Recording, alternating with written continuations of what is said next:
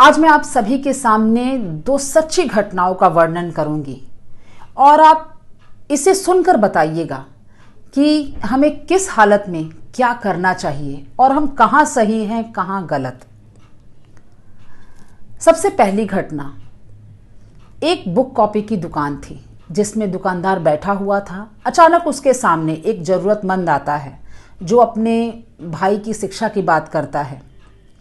तो वो दुकानदार उसकी मदद करता है, उसे फ्री में कुछ किताबें देकर, और उस वक्त वो ज़रूरतमंद वहाँ से चला जाता है। लेकिन कुछ ही देर बाद उस बुक कॉपी की दुकान पर वो व्यक्ति हट जाता है और उसके पिता आकर बैठ जाते हैं। वो पास में ही कहीं गया रहता है किसी काम से। तो फिर वो ज़रूरतमंद आता है और उसके पिता से कहता है कि आपने मुझे कैसी किताबें दे दी, इसमें तो थोड़ा दाग लगा हुआ है। मैं खरीद के पूरे दाम में ले गया था और आपने मेरे साथ धोखा किया है। तो उसके पिता ने कहा कि अगर ले गए थे तो तुम्हारा बिल कहाँ है। तो इस हुज्जत में बिल ना दिखाने की वजह से वो किताबें वापस नहीं कर पाता है। लेकिन जिसने सच में उसे फ्री में किताबें देकर मदद की थी वो इन सभी घटनाओं को देख रहा था। अचानक वो सामने आता है और वो उस ज़रूरतमंद से पूछता है कि मैंने तुम्हारी मदद की थी तुम्हारे भाई की शिक्षा के लिए, फिर तुम झूठ क्यों बोल रहे हो कि मैंने पैसे के बदले तुम्हें ये किताबें दी।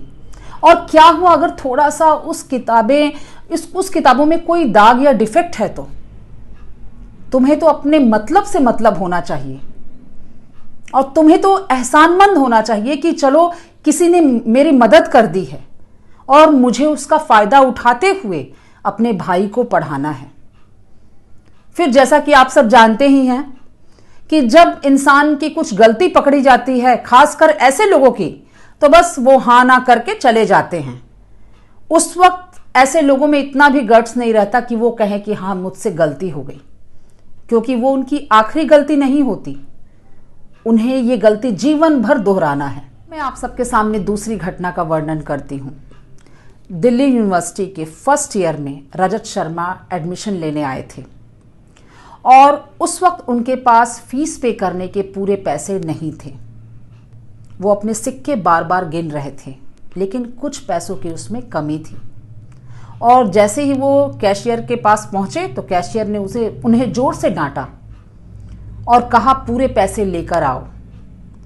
तब जेटली जी, जो कि यूनियन के अध्यक्ष थे, उन्होंने कहा कैशियर से कि ये कोई बात करने का तरीका है, और उन्होंने रजत शर्मा की पूरी फीस पे की और उन्हें चाय भी पिलाया। और वो दोस्ती अंत समय तक उन्होंने निभाई और रजत शर्मा भी उनके प्रति आभार प्रकट करते कभी चूकते नहीं थे। उनकी मृत्यु के दौरान, जब उनकी मृत्यु हुई थी, तब रजत शर्मा ने अपने बुलेटिन में कहा था, अपने न्यूज़ को प्रेजेंट करते वक्त कहा था कि दोस्त ये जाने का कोई तरीका नहीं था। और इस घटना का वर्णन तो हमने न जाने कितनी बार सुना है।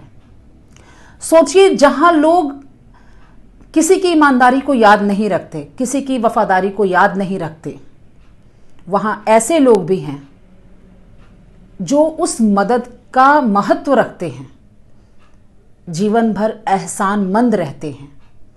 और मदद करने वाला भी सोचता है कि हाँ, हमने अपने जीवन में एक ऐसे व्यक्ति की मदद की है जो वाकई हमारा भी सम्मान बनाकर रखता है।